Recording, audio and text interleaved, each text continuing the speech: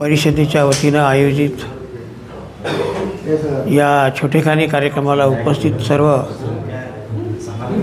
पत्रकार बांधवांचं मी मनापासून स्वागत करतो आणि तुमचं अभिनंदनही करतो की कुठेही असा कार्यक्रम होत नसताना आज एवढ्या शहरामध्ये एवढ्या पत्रकार संघटना आहेत, पत्रकार आहेत, पण कुणाला याची आठवण कशी काय राहिली नाही मला आश्चर्य वाटतं की आज राष्ट्रीय पत्रकार दिन आहे आणि त्याचा काही कार्यक्रम करावा असं तुम्हाला वाटलं. त्याबद्दल तुमचं खूप खूप मी अभिनंदन करतो.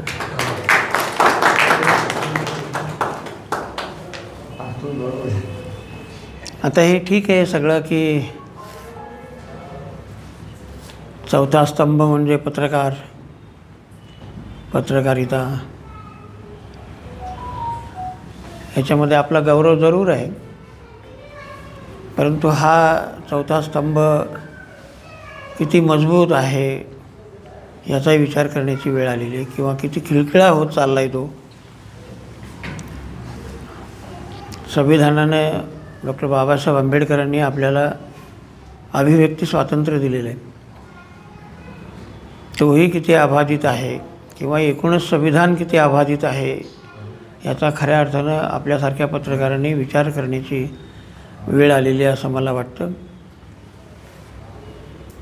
या पत्रकारिता स्वातंत्र्याचा संकोच होता कामा नये आणि आपण जीही पत्रकारिता करत असाल ती निर्भीडपणे केली पाहिजे हे मात्र मी जरूर सांगेन. कोणाच्या दबावाखाली, कोणाच्या आमिषाखाली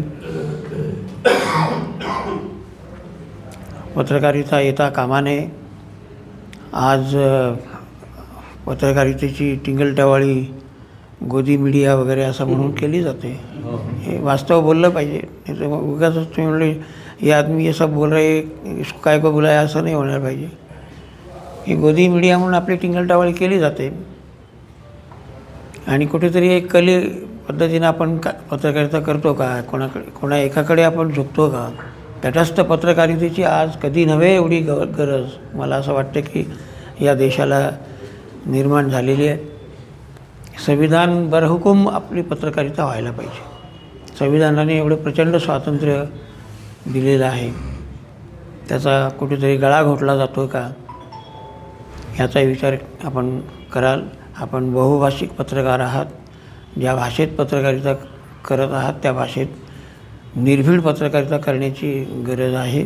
खरं ते खरं जगासमोर आणण्याची गरज आहे. पत्रकारितेने समाजाचा आरसा दाखवला पाहिजे असं नेहमी अपेक्षित असतं. समाजात जे काही चाललेलं आहे ते जर दाखवायचं असेल तर तेवढंच निर्भीडपणे, तटस्थपणे ही पत्रकारिता करण्याची गरज आहे. आज ती होतही असेल, पण बहुतांश लोकांना असं वाटतं की वास्तव येत नाही. जे राजकारण चालू आहे त्याच्यामध्येही दुजाभाव होतो, खरं दाखवलं जात नाही, अशी तक्रार आम लोकांची निश्चित आहे. आणि दुसरा आपल्यावर एक आरोप हा होतो आहे की आपण विषयांतर फार लवकर करतो. एखादा मुद्दा देशात चालू आहे की त्याला मग लगेच टर्न मारणे, विशेषतः इलेक्ट्रॉनिक मीडियाच्या बाबतीत ही तक्रार आहे की विषयांतर करायचं आणि मग मूळ मुद्दा जो असतो त्याला बगल देत राहायचं. ही असली पत्रकारिता आपण करू नये. ही गोष्ट खरीच आहे की आपण चौथा स्तंभ आहोतच. तिची वृद्धी होणं, तिचं संवर्धन होणं हे आपल्यासारख्या पत्रकारांचं काम आहे. आपण आलात, ज्यांचं या ठिकाणी सत्कार झाला त्यांचं मी टाळ्यांच्या गजरामध्ये पुन्हा एकदा स्वागत करतो. त्यांना शुभेच्छा देतो की आपण चांगली पत्रकारिता करा आणि देशाला पुढं नेण्याचं काम या पत्रकारितेच्या माध्यमातूनही करता येतं ते आपण करावं अशा शुभेच्छा देऊन मी या ठिकाणी अधिक न बोलता थांबतो. जय हिंद, जय महाराष्ट्र.